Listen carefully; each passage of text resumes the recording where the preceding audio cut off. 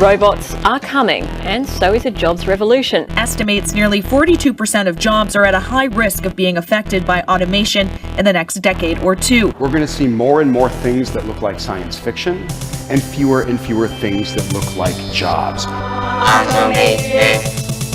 Welcome back to Automate This. This is our deep dive into the future of work in an artificially intelligent world. Last week, machine learning expert Michael Osborne told us that almost half of all U.S. jobs could be at risk of automation, including a few you might not have considered. Waiters and waitresses, economists, fashion models. And machine learning isn't stopping there. According to Toronto's Brookfield Institute, we already have the technology to automate more than 40% of the tasks Canadian workers currently do at their jobs. Put another way, today's robots aren't just pushing buttons or building car parts, they're learning how to navigate rush hour traffic in a blizzard. And if you have a hard time wrapping your head around the idea of autonomous vehicles, try autonomous surgeons. This week, we're digging into the ways AI and machine learning are transforming the world of medicine. Healthcare is one of the fastest growing sectors in the tech industry. And yes, even surgeons may not be immune to job disruption. More on that later. The technology of the future could cost some hospital workers their salaries, but it will also save lives. In 2011, I was diagnosed with a form of cancer that proceeded to reoccur over the next 5 years. And I think my treatment was considerably changed as a result of these technologies. That's Krista Jones describing how machine learning technology helped her become cancer-free. She says AI technologies are far more advanced today than when she was diagnosed, and that gives today's patients a huge advantage. Probably would have saved me 2 surgeries, 4 years of heartache, and much more. Of course, radiology departments aren't the only place where smart machines are being put to work in today's hospitals. So once the robot arm pulls the medications for one patient, it's going to slide it over to the side where it's going to bind it with a plastic ring. This is Rita Ju, Director of Pharmacy at the UCSF Medical Center in San Francisco, and she's describing one of the robots responsible for putting together her patients' daily medications. Puts on a front page for the medications with the patient's name and all the medications that are due according to the time. Rita's robots don't just dispense pills, they can also mix IV medications. And when it comes to mistakes, she says the robots have a far better track record than their human counterparts. The chances of the wrong drug that is put into the wrong package is almost zero. If you're curious to see these robots in action, check out the video we've put up on our website at cbc.ca/day6. Of course, most pharmacies still rely on flesh and blood technicians, but Rita says it's just a matter of time until automation is more widespread. I think introducing automation and robots to the pharmacy industry is the only way we can get as close to making zero errors as possible. Rita's pharmacy robots do not come cheap. Each one costs more than $1 million. But my next guest says that by 2030, hospital robots will be doing a lot more than dispensing pills. They will be operating on us, and they will be totally autonomous. Dr. Peter Kim is a Canadian surgeon and the Associate Surgeon-in-Chief at Children's National Medical Center in Washington, D.C. He's also part of a research team that's building an autonomous surgical robot, a robot that he says could eventually outperform human surgeons for some medical procedures. Dr. Peter Kim is in Washington. Peter, good morning. Welcome to Day 6. Good morning, Brad. Peter, we just heard Rita Ju describing the robot employees at her pharmacy in San Francisco. But you want to take things a fairly gigantic step further because you're part of a team that's developing a fully autonomous robot that could perform surgery all on its own. What techniques do you think in the future could be done more efficiently by a robot surgeon that are still being done by humans now? I think the answer is all of the above. A lot of tools we have are really dumb, and then they are a simple extension of smart humans. Surgical robot is a very good example. The robot itself isn't aware where things are in three-dimensional space, nor is it able to distinguish any tissues when it's actually in its operative setting. But in the future, smart technologies will be built within those tools. It will not only be aware where things are in the three-dimensional space, it probably will be aware of how things are doing The fact that these machines can perform more precisely, more accurately, and at the same time, you can put a lot of information. In other words, it has a more bigger memory capacity. So you can imagine in the future, if you happen to need a surgery, you can potentially program the very best surgical techniques and judgments into a machine and have it available for everybody, essentially democratizing surgery. So tell us about the robot that you are developing. The robot is called STAR. What do you hope STAR will do? So STAR is a smart tissue autonomous robot. So this machine sees a little more than human visual spectrum would permit. And at the same time, unlike what's available currently in the surgical suites, this machine is aware of where things are in three-dimensional space. So it has a situational awareness. And then by programming intelligence, for instance, how to do a particular surgical task, in this case, we happen to choose what we call anastomosis, that is putting together two ends of an intestine. And then we added a little bit of a touching or sensing capacity to this sort of machine.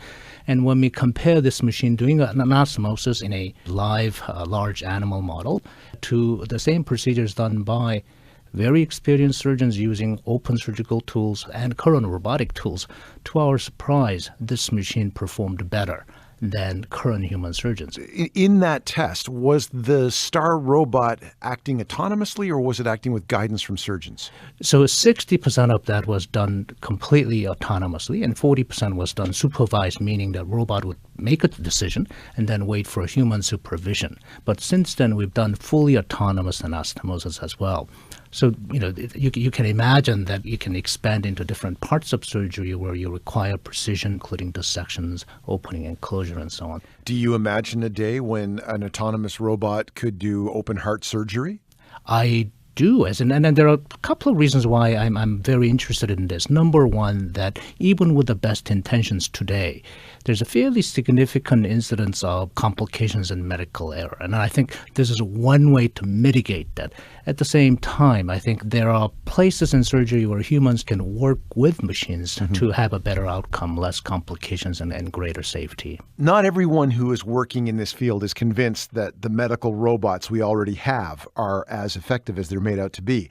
Dr. Marty Makary is a professor of surgery at the Johns Hopkins University School of Medicine. We spoke to him. He has some concerns about the way hospitals are using the non-autonomous Da Vinci robot for some laparoscopic procedures, those keyhole procedures.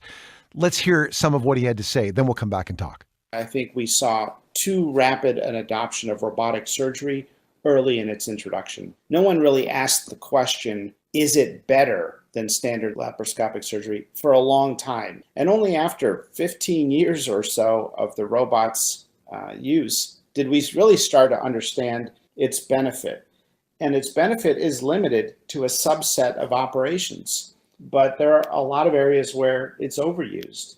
So how can we justify rationing healthcare and at the same time using lavish, expensive devices that, yes, have amazing technology, but have not been shown to benefit patients over the standard minimally invasive surgery? Dr. Peter Kim, how do you respond to what Dr. Makary is saying here, that we might be rushing to adopt technologies without assessing their real value?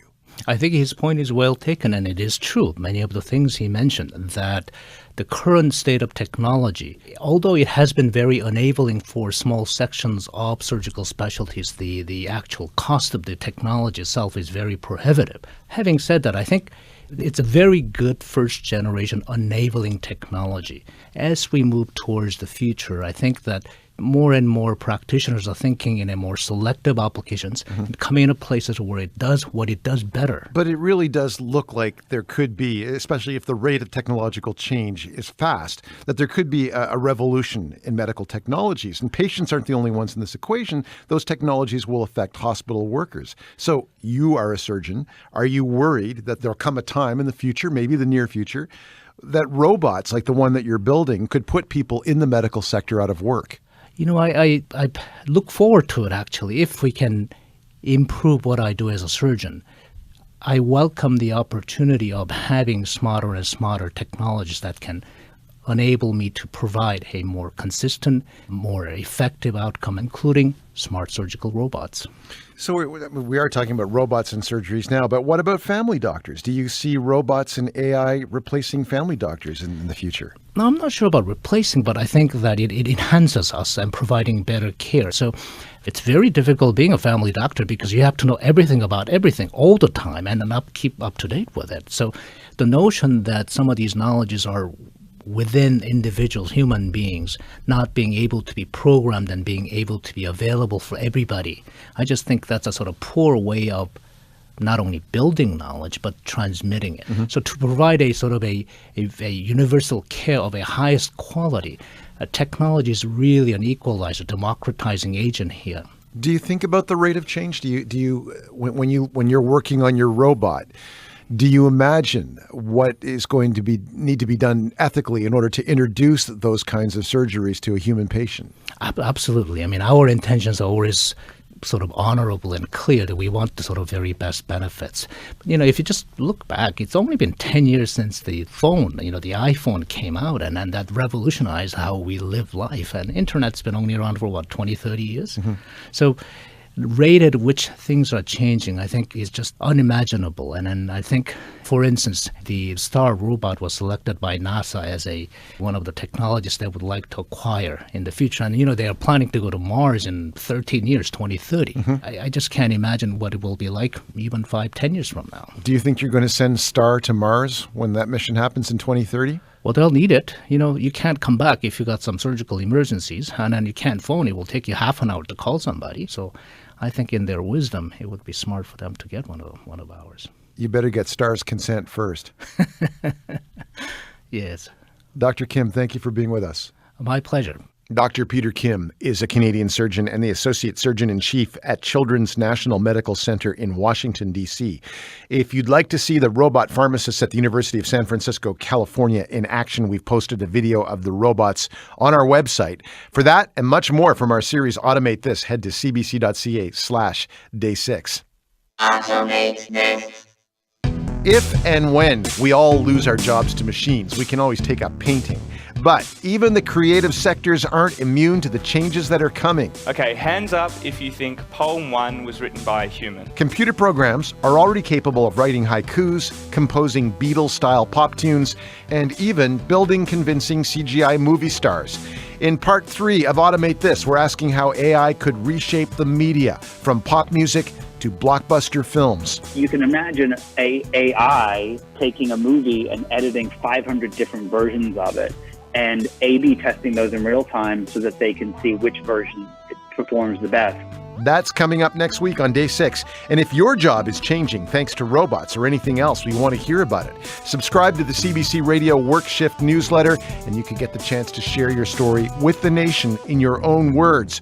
It's all written by you. Head to cbc.ca/workshift to find out how.